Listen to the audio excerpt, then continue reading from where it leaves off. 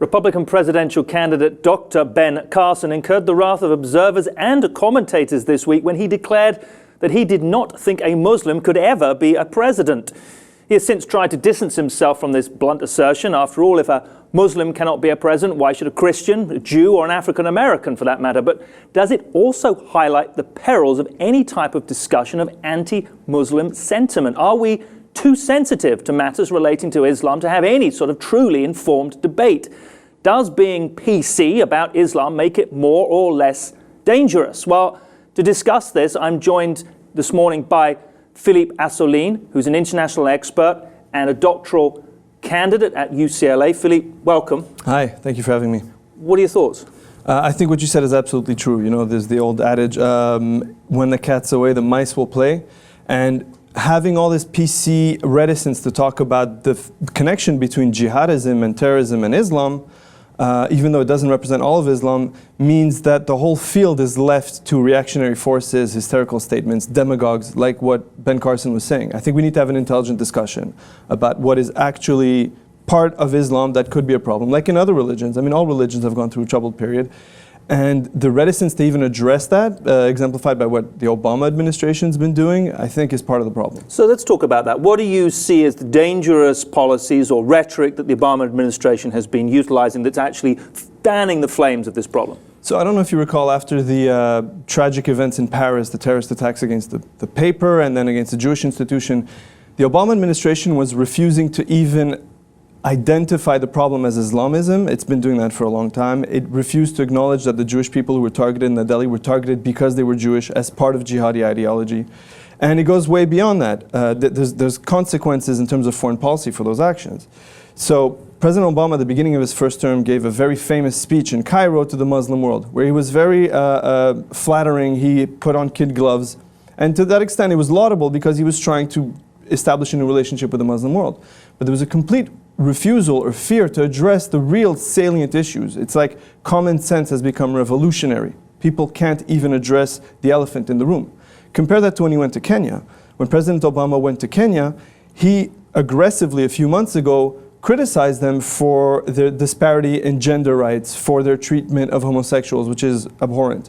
I wish that soft power would be used against, with Muslim allies and Muslim nations to gently nudge them, because terrorism grows out of a set of societal beliefs that people believe are related to Islam often, whether they are or not. And we can make a difference without having to use guns, and we're not doing that.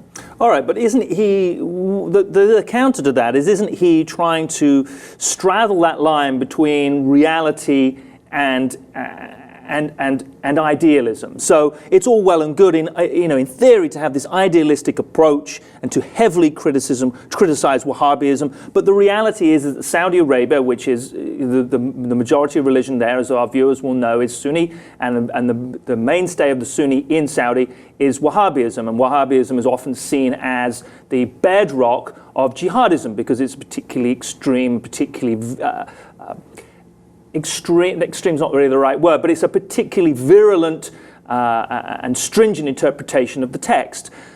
But isn't there a part of it which is, well, we have to be realistic. We have to understand in the political sphere, in the international, you're an international politics expert, politically we just can't do that. You can't just wade in and with great swathes just dictate how you want the worldview to be. No, of course not. I'm not suggesting either that he walk in and talk like Ann Coulter. Or people of that kind. But that seems to be the trend. But look what's happening in Europe. There's this absolute reticence to talk about the elephant in the room. There is a problem right now, hasn't always been this way, with a certain variant of Islam that is violent and intolerant. When President Obama gave that speech in Egypt, he was coming in after 8 years of the Bush administration, which essentially had been waging war against Islam. And the rhetoric against Islam and Muslims in general was dangerous to the individual Muslim who was law-abiding, good person on this earth, who most are, let's just say.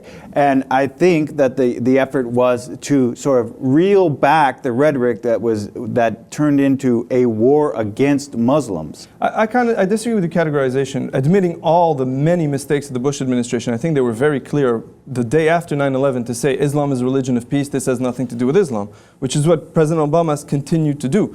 The people supporting Bush maybe made more incendiary statements.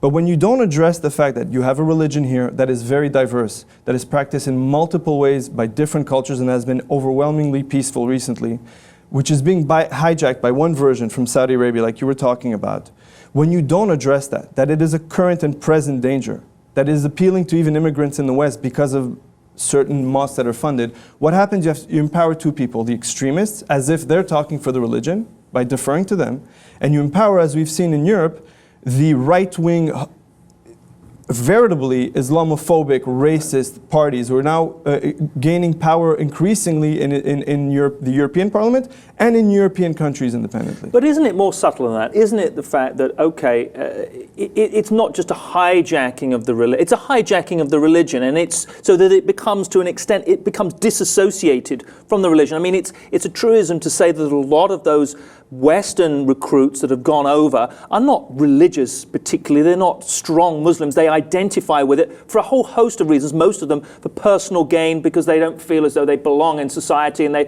call to a cause, and it's a whole host of things, and it happens to be under this banner of Islam. And I think we run the risk of making that conjunction between Wahhabism, radicalization, ISIS, and in some respects we're missing a lot of the nuances. And isn't that really why the Obama administration won't say radical Islam? Because it isn't. Well, I don't know if it is, and I don't think that's for us to decide, but among the host of issues that you're talking about, there is no doubt that the people going to ISIS are drawing on Sunni tradition. They're looking at certain texts, maybe out of context, maybe selectively, maybe there's a perverted interpretation, but they are drawing from religion, the end of days, from certain passages. To say this has nothing to do with Islam, as the Obama administration is doing, or has been effectively doing, is just encouraging those who are saying this is the definition of Islam. And both are completely wrong. I've said this a number of times, including on your show, Elliot. We need to empower authentically moderate Muslim voices, learned Muslim voices, who are pushing back within the religion against the extreme interpretation. So, devil's advocate question then, why is it our job to empower them? Why aren't the criticism that's often leveled is that the moderate Muslims are not visible enough? Now, they've made great strides, or a number of people have made great strides to try and be more visible in condemning acts of jihadists.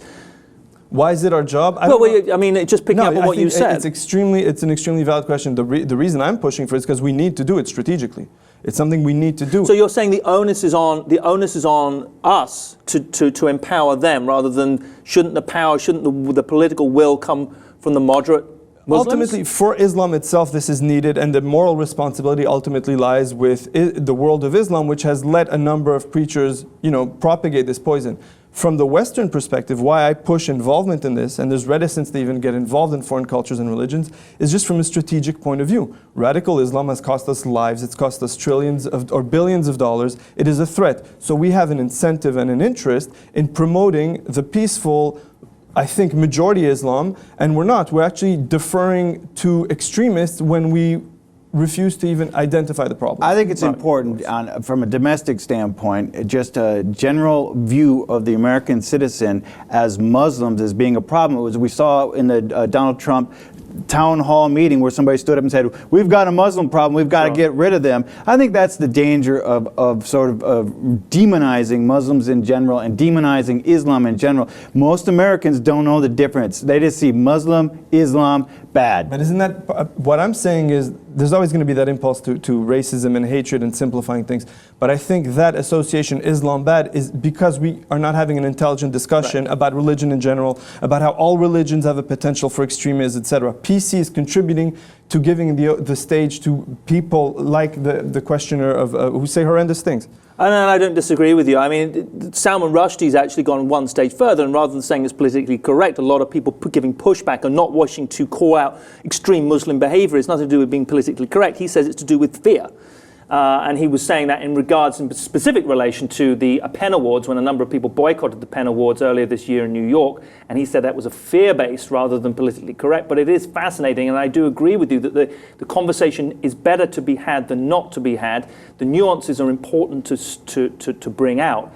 I'd love to know what the viewers think on this. Philippe, thank you again, as always, for your time. Appreciate you coming in. Let us know what you think about this issue. Sure, there'll be a lot of comments. Keep them sharp and short. Let us know what you think. Thanks for being with us here. If you haven't already, subscribe to LipTV.